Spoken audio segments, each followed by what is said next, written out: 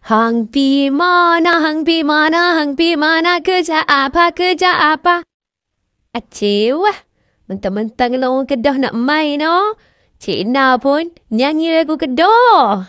Semangat, hang tahu dah. Alhamdulillah, hari yang ditunggu-tunggu sudah pun tiba.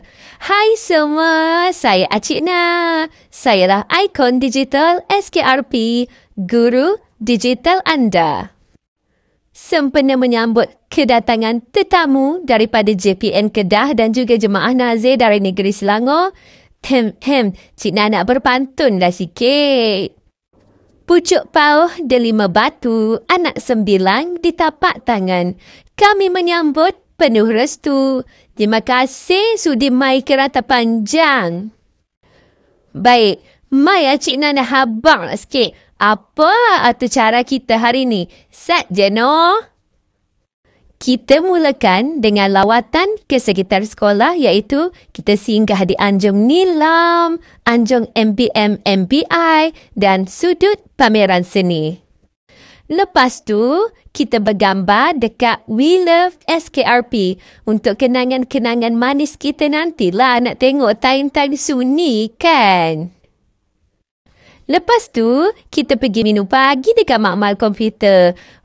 Sambil-sambil minum kopi tu, bolehlah tengok hasil pameran kelestarian Replus Pro dan juga Cemari Lestari.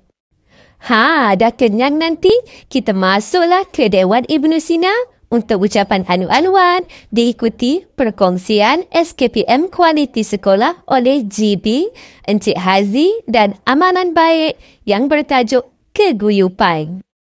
Lepas tu, kita dengar pula perkongsian daripada Encik Muhammad Hanafi berkenaan dengan Our Scars Journey.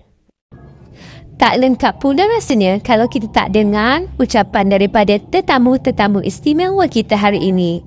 Kita akan mendengar ucapan daripada Timbalan CPN Kedah dan juga Jemaah Nazir Negeri Selangor. Selepas itu, kita akan bersama-sama dalam sesi menandatangani memorandum serta majlis penyampaian cenderamata. Akhir sekali, kita akan sambung lawatan ke Mahkamah Serata Hebat, Bilik Kaunseling, Galeri Sejarah, Taman Hidroponik dan Prasekolah.